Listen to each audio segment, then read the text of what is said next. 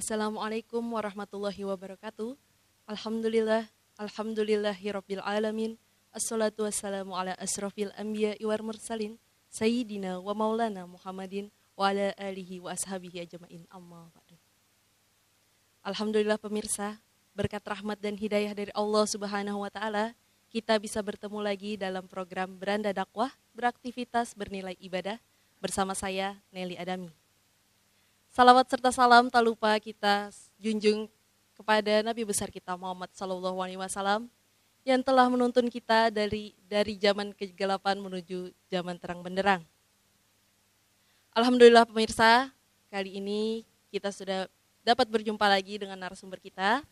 Beliau adalah dosen sejarah di Fakultas Usuluddin Adab dan Dakwah YIN Samarinda. Langsung saja kita sapa beliau. Assalamualaikum Ustadz Samsir. Waalaikumsalam warahmatullahi wabarakatuh. Bagaimana kabarnya Ustadz? Ya, alhamdulillah baik-baik aja. Iya. Jadi tema kita hari ini pemirsa membahas tentang Islam di Kalimantan Timur. Dan yang pastinya pemirsa di rumah sudah sangat menunggu sekali tentang tema ini. Langsung saja saya persilahkan kepada Ustadz Samsir untuk menjelaskan. Assalamualaikum warahmatullahi wabarakatuh. Alhamdulillahirabbil alamin.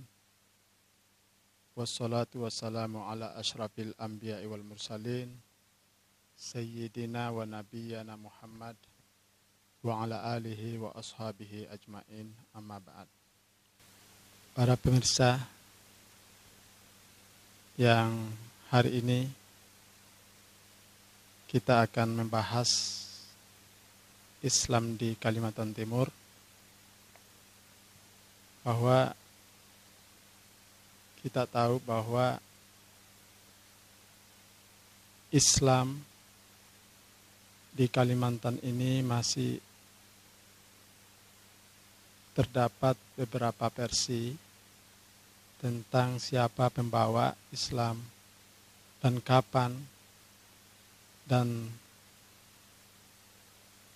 di mana yang pertama kali masuk Islam di Kalimantan Timur, karena dulu masih menyatu dengan Kalimantan Utara, sekarang sudah berpisah, tapi itu cakupan dari Kalimantan Timur pada umumnya. Berbicara tentang Islam masuk di Kalimantan, khususnya Kalimantan Timur, bahwa kita ketahui bahwa kerajaan yang sudah tidak asing lagi, kita ketahui bahwa Raja Kutai adalah salah satu kerajaan yang tertua di Indonesia. Itu masih bercorak agama Hindu. Nah, kemudian kerajaan Kutai ini yang terbesar adalah kerajaan Mula Warman. Nah, kemudian muncul kerajaan Kutai Kartanegara. Kenapa kita fokuskan pada kerajaan Kutai ini? Adalah salah satu kerajaan yang besar dan bisa jadi Islam masuk di kerajaan-kerajaan yang lain seperti kerajaan di Berau. Nah, di Berau itu kan ada dua kerajaan Islam, ya, termasuk kerajaan Gunung Tabur, kerajaan Sambalio, dan ada juga kerajaan Bulungan, dan bahkan ada kerajaan yang ada di Tarakan yang dikenal dengan kerajaan Tidung, yang orang Dayak yang sudah mengenal agama Islam lebih dahulu. Nah, kemudian ada kerajaan Pasir, ya, yang dikenal dengan kerajaan Islamnya, yaitu kerajaan Sadurangas. Nah, kita ketahui bahwa kerajaan Kutai Kartanegara adalah salah satu kerajaan yang terbesar, ya, yang awalnya rajanya itu masih menganut agama Hindu, ya, mulai dari raja yang pertama, yang dikenal dengan Maharaja Dewa Sakti, kemudian punya anak, ya, kemudian ada Maharaja Sultan, ya, ada Mandarsa, ada, yaitu ada beberapa raja yang masih bercorak agama Hindu. Kemudian nanti pada raja yang keenam yang dikenal dengan Raja Mahkota. Ya, Raja Mahkota inilah didatangi oleh para pembawa Islam. Nah, kita ketahui bahwa para pembawa Islam ini berasal dari Makassar, di mana Makassar awalnya diislamkan oleh rajanya, yaitu Sultan Alauddin. Ya, ada 3 datuk itu yang pernah ke Makassar, yang dikenal dengan Datuk Ribandang, Datuk Patiman, dan Datuk Ditiro. Baiklah, itu tadi pemaparan dari Ustadz Samsir. Dan buat pemirsa di rumah jangan kemana-mana karena kami akan segera kembali setelah jeda pariwara berikut. Tetap di Beranda Dakwah, beraktivitas bernilai ibadah.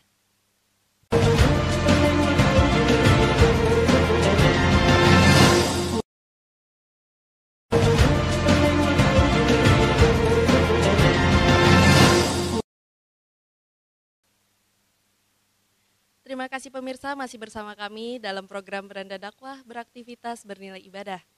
Masih dengan tema Islam di Kalimantan Timur.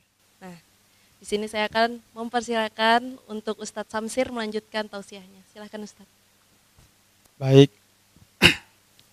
tadi kedatangan para pembawa Islam dari Makassar itu, kita ketahui bahwa 3 datuk yang berada di Sulawesi Selatan yang mengislamkan Sultan Alauddin, yang dimana Sultan Alauddin ini diislamkan oleh Datuk Ribandang, karena 3 datuk ini menyebar kemana-mana. Dia menetap di Makassar, kemudian Datuk Patiman atau dikenal Datuk Sulaiman itu mengembangkan Islam di Palopo atau Lubuk, kemudian Datuk Ditiro mengembangkan Islam di Bulukumba. Jadi ada 2 versi mengatakan bahwa kedatangan para pembawa Islam di Kuta ini ada 2, termasuk Datuk Ribandang dan Datuk Ditiro. Ya, sehingga orang di sini mengenal dengan Tuan Tunggang Parangan. Ya, kenapa? Ini dalam satu mitos itu bahwa parangan itu diambil dari nama ikan atau ikan parangan, itu secara mitos. Ada juga mengatakan bahwa dia menumpang di salah satu perahu, di situ bergambar dengan sebuah nama perahu itu namanya Parangan. Jadi kedatangan pembawa Islam ini, ya ini pada tahun 1607, karena Sultan Alauddin ini diislamkan pada 1605 di Makassar. Ya, tidak jauh jedahnya antara pengislaman Sultan Alauddin ini dengan Raja Mahkota. Ya, pada saat itu putra Mahkota Mulia ini adalah salah satu raja yang masih menganut agama Hindu. Ya, karena kebetulan kedatangan Datuk Ribandang dan Datuk Ditiro ini, tapi ada informasi bahwa Datuk Ribandang kembali ke Makassar karena setelah ditinggal orang-orang yang sudah diislamkan lebih dahulu, informasinya bahwa mereka akan kembali lagi ke agama semula, sehingga Datuk Ribandang ini kembali ke Makassar. Kemudian yang menetap adalah Datuk Ditiro. Ya, Datuk Ditiro inilah terjadi proses antara putra mahkota adalah raja yang keenam dengan Tuan Tunggang Parangan. Nah, ini Tuan Tunggang Parangan ini terjadi beberapa versi bahwa Dato Ditiro inilah yang dimaksud dengan Tuan Tunggang Parangan. Ada juga mengatakan bahwa Tuan Tunggang Parangan ini berasal dari daerah Kalimantan Barat, yaitu Ketapang, kemudian menuju ke Sulawesi, dari Sulawesi menuju ke Kutai, yang dikenal dengan Habib bin Yahya, ya Musaimah bin Yahya, adalah salah satu ada mengatakan bahwa bisa jadi salah satu muridnya yang datang mengislamkan Raja Mahkota yang ada di Kutai Kartanegara. Oleh karena itu pengislaman ini terjadi proses dengan adanya adu kesaktian, ya, adu kesaktian, bahwa disinilah terjadi perjanjian antara putra mahkota dengan Tuan Tunggang Parangan, bahwa apa yang dikatakan oleh Tuan Tunggang Parangan, ya, bahwa ketika saya dikalahkan oleh putra mahkota, karena putra mahkota ini masih menganut aliran animisme dan dinamisme pada saat itu, ya inilah punya magic, ya, akhirnya terjadi adu kesaktian, itu terjadi 4 babat lah katanya.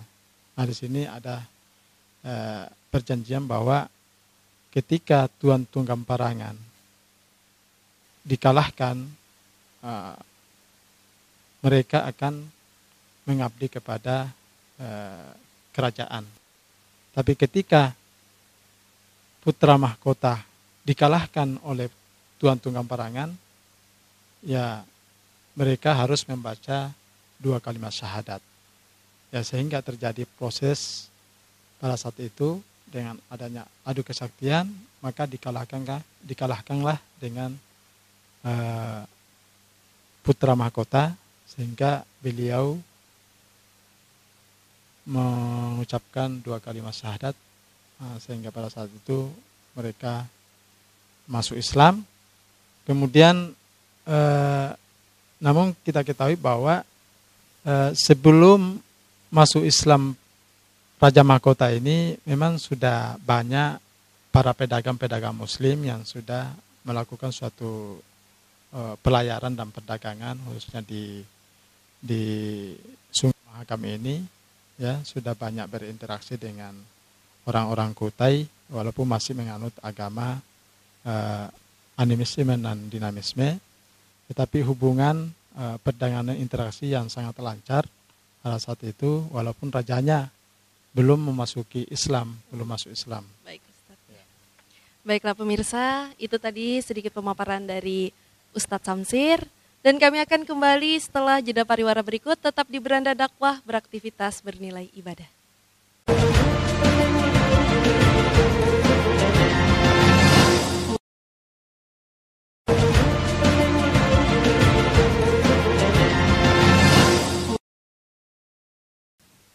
Terima kasih pemirsa, masih bersama kami dalam program Beranda Dakwah, beraktivitas bernilai ibadah. Masih dengan tema Islam di Kalimantan Timur. Dan langsung saja kita persilakan untuk Ustadz Samsir melanjutkan tausiahnya.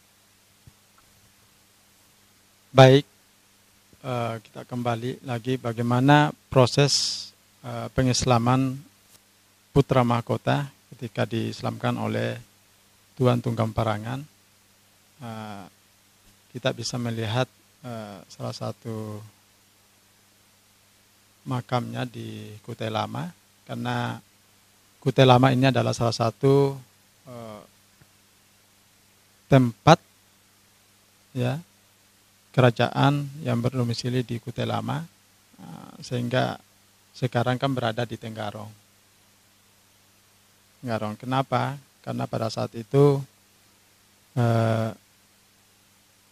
berpindah-pindah itu karena adanya serangan dari bajak laut yang dikenal dengan Soiloe. Akhirnya perpindahan kerajaan ini 3 kali yang diserahnya Kutai Lama itu kemudian melakukan suatu hijrah ke salah satu tempat, yaitu di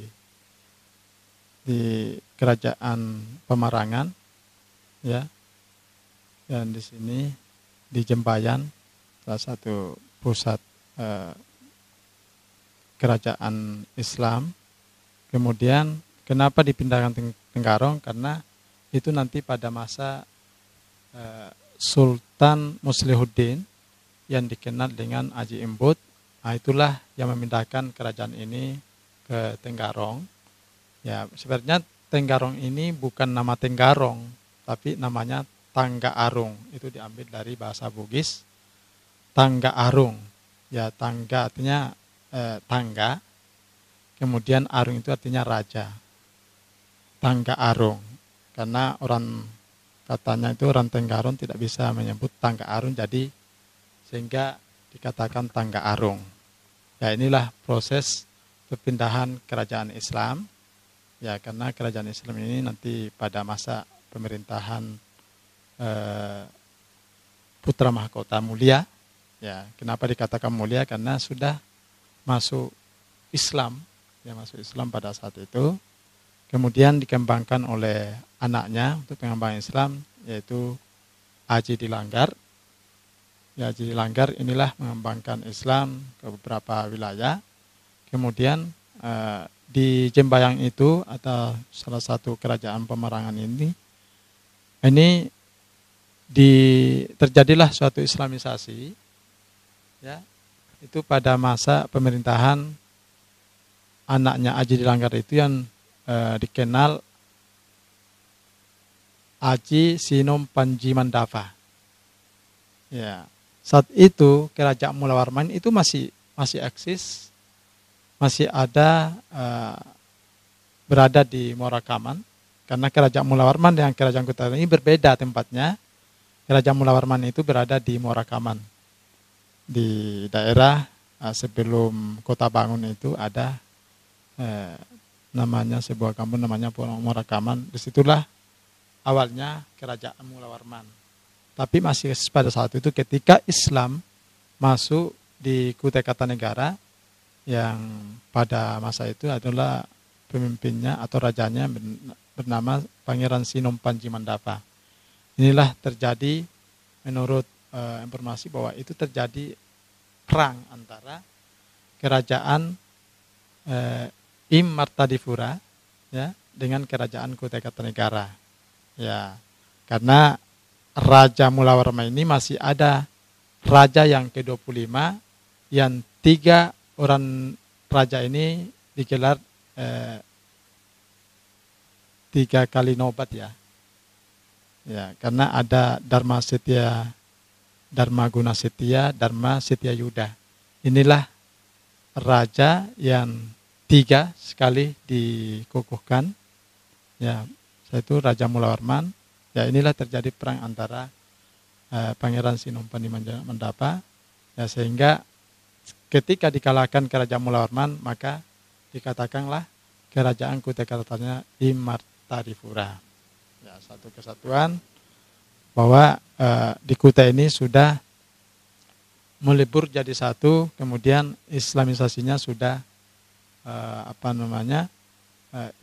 Islam di Kutai itu sudah mayoritas, ya, menganut agama Islam. Ya. Kemudian sampai mengembangkan Islam lagi ke daerah Pasir, kemudian daerah Bulungan, daerah Berau dan sebagainya. Cuma yang saya katakan tadi bahwa kedatangan Islam di Kalimantan Timur ini masih terjadi beberapa versi, ya, termasuk masalah tahunnya yang sangat ini sampai sekarang kita masih mencari kapan Islam masuk di Kalimantan Timur. Ya, karena seperti di Bulungan itu ya bisa jadi yang pertama kali masuk, atau di Pasir bisa jadi yang pertama kali masuk di Pasir atau di Berau. Sehingga kita masih mencari tahun kapan Islam masuk, tahun berapa.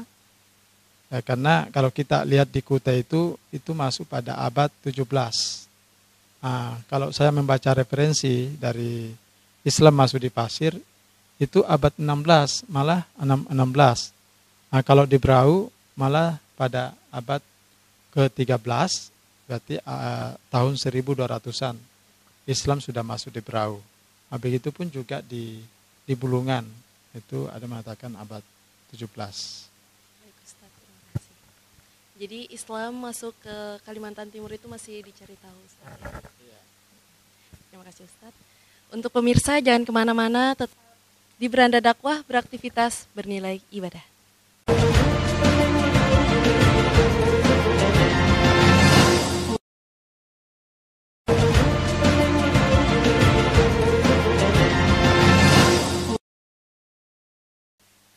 Terima kasih pemirsa, masih bersama kami dalam program Beranda Dakwah, beraktivitas bernilai ibadah. Masih dengan tema masuknya Islam ke Kalimantan Timur. Nah Ustadz, di sini kita sudah punya pertanyaan. Yang pertama, bagaimana proses masuknya Islam di Pasir? Mungkin Ustadz langsung bisa menjelaskan. Terima kasih. Baik, terima kasih pertanyaan yang ditujukan kepada saya mengenai Islam masuknya di Pasir.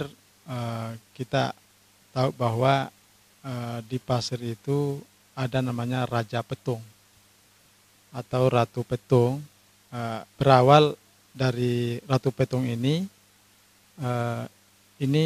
sebenarnya dari Banjar, karena awalnya pelarian dari Aryo Manau dan Gerentu Manau, sehingga tiba di Pasir ini atas terjadi perselisihan antara kerajaan Kalimantan Selatan, ya, kerajaan saat itu, sehingga mereka lari ke daerah Pasir dengan membawa bayi, yang seorang bayi perempuan namanya Ratu Petung. Ya, ini bertumbuh dewasa sehingga umur 25 tahun, kemudian kedatanganlah para pembawa Islam yang ada di Jawa, dan termasuk utusan dari Sunan Giri yang dikenal dengan Abu Mansur Indrajaya. Inilah memasuki daerah Pasir, salah satu tempat yang dikatakan Teluk Adang, kemudian memasuki Sungai Kandilo dengan beberapa kapal. Ada 5 buah kapal pada saat itu. Kemudian tiba di Sungai Kandilo, kemudian mereka turun dari kapal untuk melihat suasana yang ada di tanah pasir itu, sehingga mereka monitoring dan melihat situasi yang ada di situ. Ternyata tempat yang dia singgah itu adalah tempat yang salah satu strategi, karena sumber daya alamnya juga cukup bagus dan sebagainya, sehingga para penumpang yang ada di kapal ini ada mengatakan hanya 300 orang yang penumpang kapal itu. Inilah turun dari kapal untuk melakukan membentuk namanya komunitas Islam, sehingga membuat perumahan dan sebagainya. Akhirnya Raja Pasir sudah ada pada saat itu yang dikenal dengan Ratu Petung, adalah salah satu perempuan yang diangkat sebagai raja, Ratu Petung. Ketemu dengan yang pertama kali tadi ini mencari tempat, kemudian yang kedua berinteraksi dengan orang-orang bangsawan, raja, ya, sehingga interaksi itu memperbaiki suatu hubungan antara ini. Akhirnya antara Abu Mansur Indrajaya, seorang penyiar Islam yang ada di Demak, datang ke Pasir, ya dia melakukan suatu yang pertama membentuk komunitas Islam, kemudian kawin dengan putri petung, ratu petung, ya supaya Islam itu semakin luas ya. Akhirnya dia kawin dengan ratu petung dengan Abu Mansur Indrajaya. Ya sebelum nikah, ya dia harus diislamkan dulu oleh ratu petung ini. Ya alhamdulillah dengan terjadinya kawin-mawin ini akhirnya membuahkan putra-putri yang termasuk Haji Maspati Indra, itu adalah salah satu anaknya. Kemudian ada namanya anaknya perempuan namanya Haji Mitir, kemudian ada Haji Mas Anom. Haji Maspati Indra inilah adalah salah satu yang melanjutkan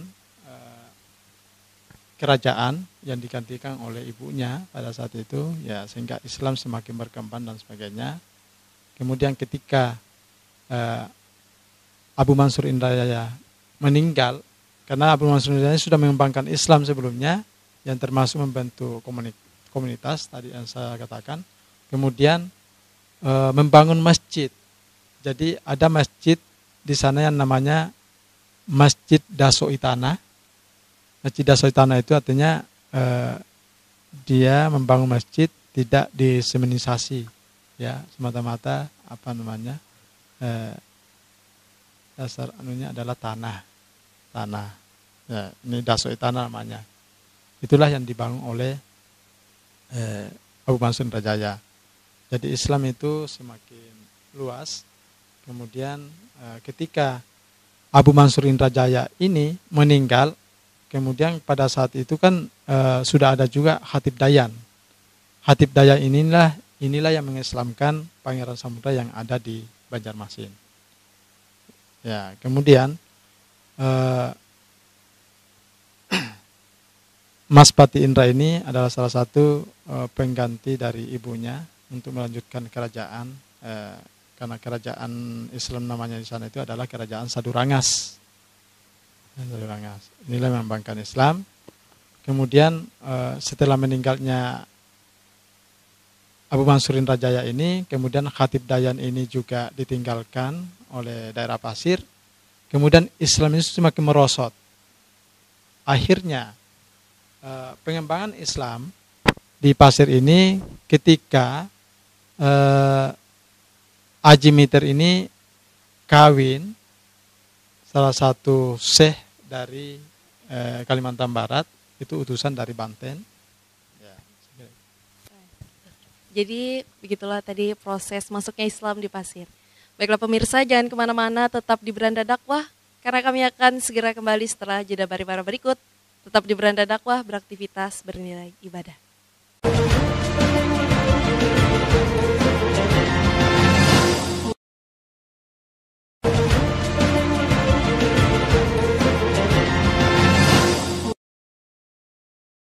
Terima kasih pemirsa, masih bersama kami dalam program Beranda Dakwah, beraktivitas bernilai ibadah.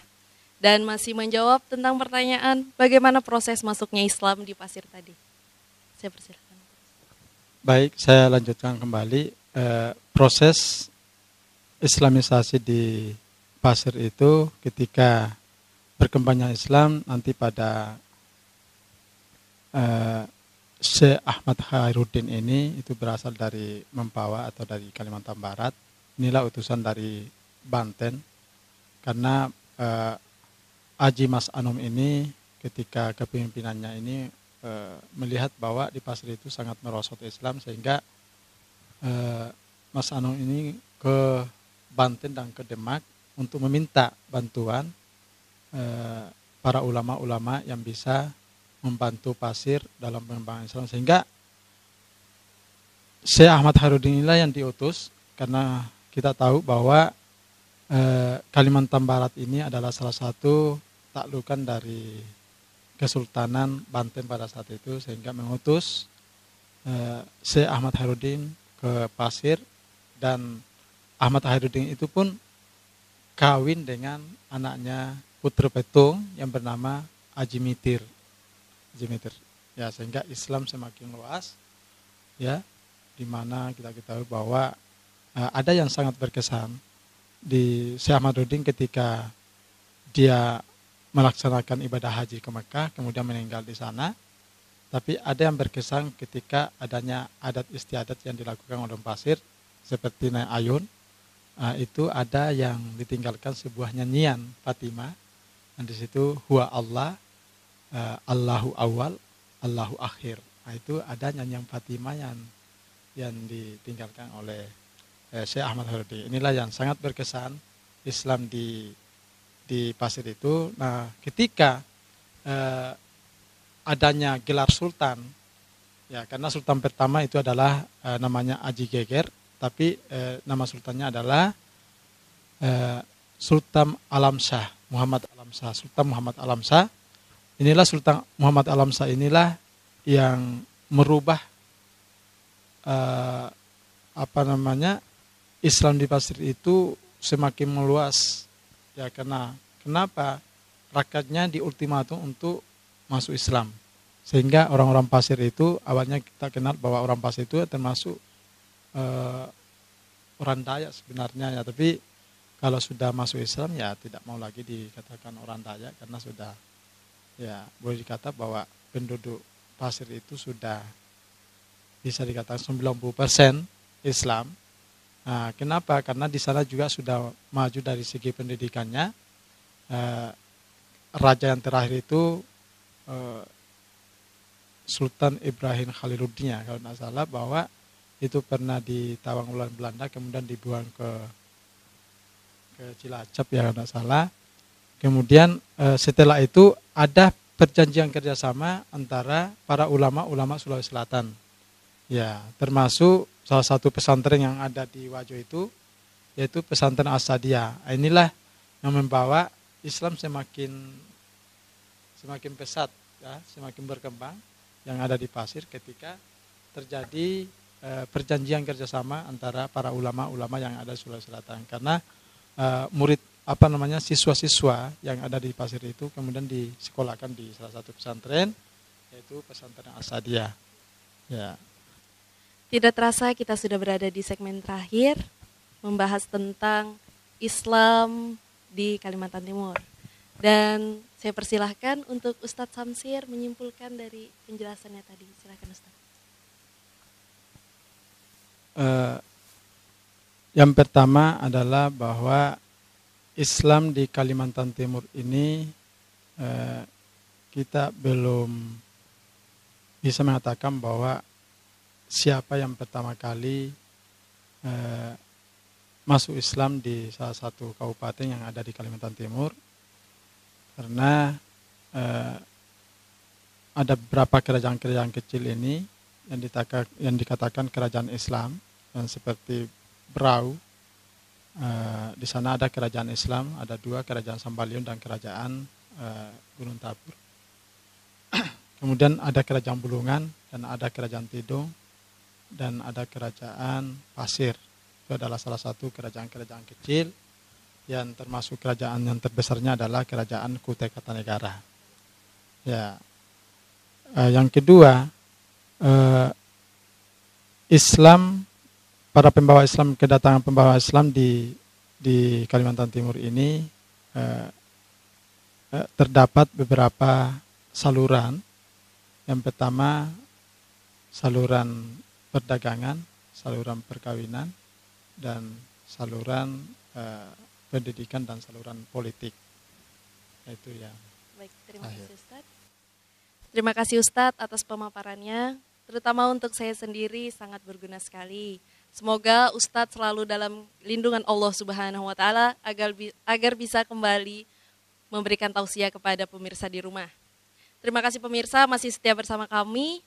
Dan semoga apa yang Ustadz paparkan ini dapat berguna untuk kehidupan kita sekarang dan kehidupan kita nantinya. Tiba saatnya saya Nelly Adami pamit undur diri, dan jangan lupa saksikan terus Beranda Dakwah setiap hari Rabu jam 4 sore hanya di Tepian TV. Terima kasih atas kebersamaannya. Wassalamualaikum warahmatullahi wabarakatuh.